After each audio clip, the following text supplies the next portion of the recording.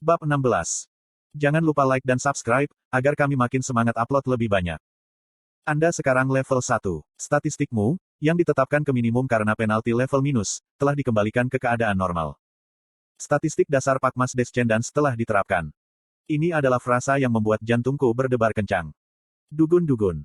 Jantungku berdegup kencang. Ternyata, bunyinya seperti naik ke telingaku. Aku sangat bersemangat dan buru-buru membuka status Windows.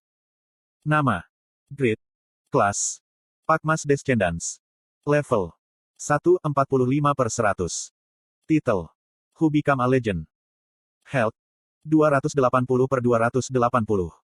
Mana. 75/75. Strength. 20+5. Stamina. 18. Agility. 12. Intelligence. 25. Flexibility. 50. Perseverance. 16. Composure. 10. Indomitable. 11. Dignity. 10. Insight. 10. Stats point, 40. Kelas, Pakmas Descendants. Asteris peluang menambahkan efek tambahan, saat membuat item akan meningkat. Asteris kemungkinan peningkatan item akan meningkat.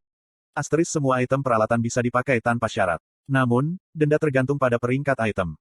Title, Who Become a Legend. Asteris kondisi abnormal tidak bekerja dengan baik padamu. Asteris kamu tidak akan mati, ketika HP minimum. Asteris mudah diakui. Berat, 3075/20. Asteris batas berat melebihi 200%, jadi kecepatan gerakan berkurang 100%. Asteris tubuh berat dan tidak dapat mengerahkan tenaga dengan benar. Asteris peluang untuk menerima status, Waken, telah menjadi sangat tinggi. Mimpi.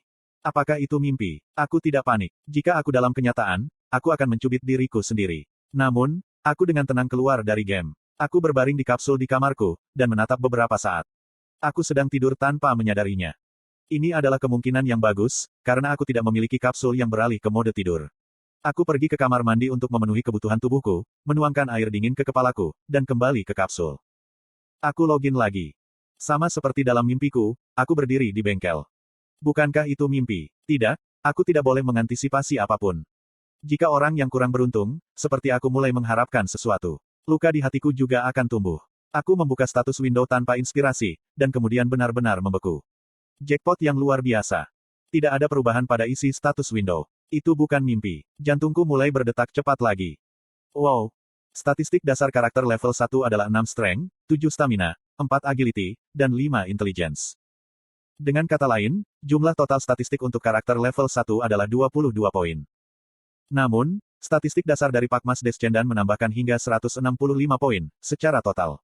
Selain itu, ada 16 poin dalam Perseverance yang aku kembangkan, serta 1 poin dalam Indomitable, membuat jumlah total 182 poin. Menggunakan perhitungan sederhana, statistikku lebih tinggi dari Pyre level 15. Yang berarti, aku memiliki keuntungan luar biasa. Aku menyadari kehebatan kelas legendari. Selain ini hanya statistik dasar, tapi aku memperhatikan tambahan 40 poin stats yang aku miliki. Mengapa aku diberi poin stat?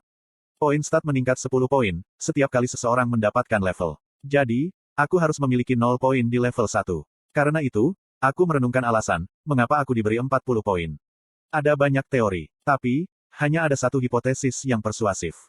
Mungkin, apakah poin stat diperoleh, setiap kali kamu naik level. Bahkan, pada level minus. Aku level minus 3 dan naik level 4 kali untuk mencapai level 1. Ini adalah satu-satunya alasan, yang bisa aku pikirkan untuk mendapatkan 40 poin stat. Aku menggosok mataku, tapi 40 poin stats tidak hilang. Aku sangat senang, jika aku mulai gemetaran. XP ku di level minus tidak sia-sia. Semua perjuanganku bermakna. Mungkin, aku tidak seberuntung yang aku kira. Kukuk. Apakah ada bahasa di dunia ini, yang bisa mengekspresikan kegembiraan ini? Aku hanya bisa tertawa. Hahaha. Suara tawaku sebanding dengan kegembiraanku. Orang-orang di bengkel itu pergi, ketika aku tertawa begitu keras. Sehingga, perutku sakit. Namun, aku tidak bisa berhenti. Setelah beberapa saat, dia, Smith menatapku, ketika aku tertawa melalui rasa sakit dan mengangkat ibu jarinya. Ini adalah tawa gembira seorang pahlawan.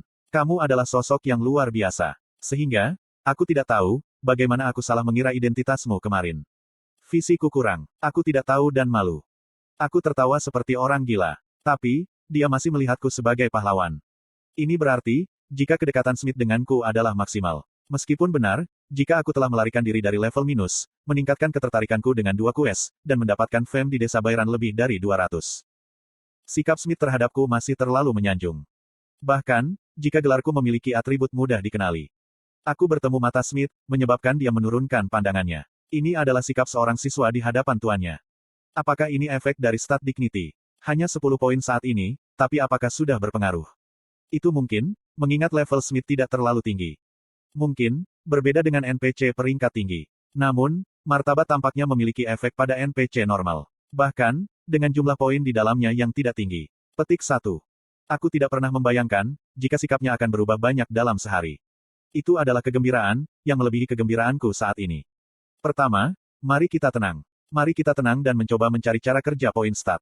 Aku khawatir tentang hal itu sejenak. Selama beberapa hari terakhir, bukankah aku bertindak dadakan tanpa berpikir mendalam?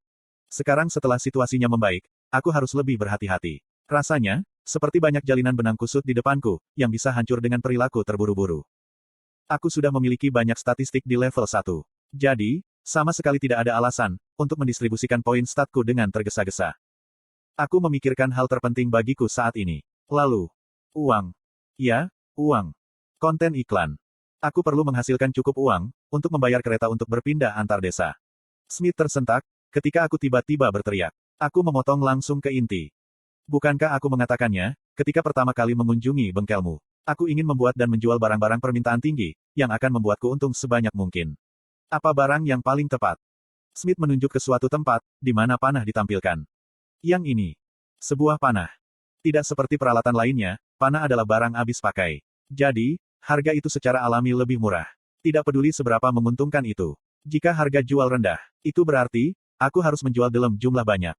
Dadaku mengempis. Smith membaca ekspresiku dan menjelaskan. Ini bukan panah biasa. Ini adalah panah khusus yang dibuat dengan mencampur sedikit Java dengan baja. Ini memungkinkannya untuk mengabaikan pertahanan musuh, dan menyebabkan kerusakan. Ignoring defense. Untuk archer yang berpartisipasi dalam penyerbuan Guardian of Forest, panah ini sangat penting. Tidak, bahkan jika itu untuk pemain yang tidak berpartisipasi dalam serangan itu. Permintaan akan tinggi, mengingat ada banyak golem yang tinggal di Forest of Grey. Java. Smith melihat, jika aku tertarik dan mengeluarkan mineral ungu muda dari gudang. Java adalah mineral dengan kandungan oksigen rendah, membuatnya mudah dicium, dan sangat unggul dari besi. Kelemahannya adalah daya tahan dan kekuatannya. Membuatnya tidak cocok untuk membuat senjata dengan Java.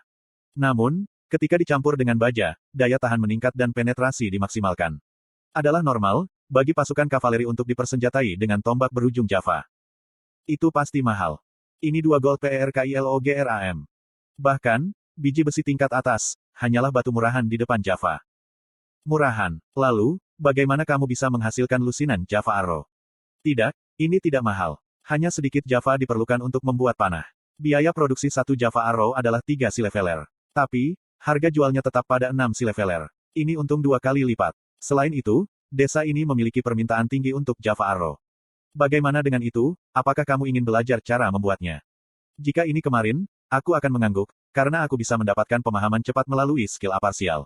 Tapi, aku tidak sama. Setelah menerima rekomendasi untuk barang yang cocok, aku perlu belajar cara membuatnya sendiri. Tunjukkan panahnya sejenak. Smith memberiku panah, dan aku menggunakan skill aparsial. Java Arrow. Peringkat, normal.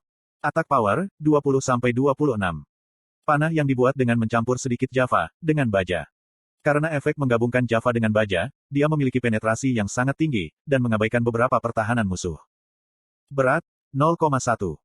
Fungsi tersembunyi tidak ada. Anda telah memahami komposisi material Java Arrow, metode produksi, dan maksud dari penciptanya. Understanding-mu tentang Java Arrow sekarang, di 89%. Anda akan dapat menggunakan Java Arrow dengan terampil. Petik 2. Sayangnya, aku tidak bisa mencapai 100% understanding, setelah menggunakan aparsial di Java Arrow. Karenanya, metode produksi tidak ditambahkan. Panah ini. Smith menatapku, menatap panah, dan bertanya lagi. Apakah kamu ingin belajar cara membuat Java Arrow? Jika aku menggunakan skill demolition item, aku mungkin bisa meningkatkan 11% sisanya. Tapi, satu panah adalah 6 sileveler.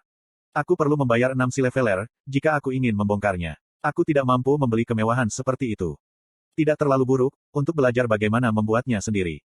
Aku mengangguk setuju. Aku akan belajar cara membuatnya. Smith senang. Aku juga berpikir begitu. Pertama, Akankah kita belajar cara mencium mineral itu? Smith mulai dengan struktur tungku lama yang biasa digunakan oleh semua pandai besi di Satisfy. Dia menjelaskan secara rinci, elemen-elemen yang diperlukan untuk proses peleburan dan prinsip-prinsip di balik proses tersebut. Ungkapan pandai besi dan istilah kimia kadang muncul. Tapi, aku tidak merasa bingung. Sementara Satisfy mengejar realisme, itu masih permainan. Sehingga, kondisi penggunaan tidak ditetapkan tinggi, untuk memungkinkan lebih banyak orang menikmatinya. Pengetahuan pandai besi yang dibutuhkan oleh Satisfy, mudah dipahami. Seperti kelas lainnya. Selain itu, aku siap. Aku tidak dapat terhubung game setelah menerima penalti, karena meninggal 2 kali dalam 1 hari. Jadi, aku menggunakan waktu luangku untuk meneliti profesi pandai besi. Ceramah Smith tidak jauh berbeda dengan metode peleburan yang aku baca. Dengan demikian, itu lebih mudah dipahami. Aku menyadari efek persiapan dan ulasan. Sangat beruntung jika salah satu temanku dari sekolah menengah telah mengajariku metode, persiapan dan ulasan.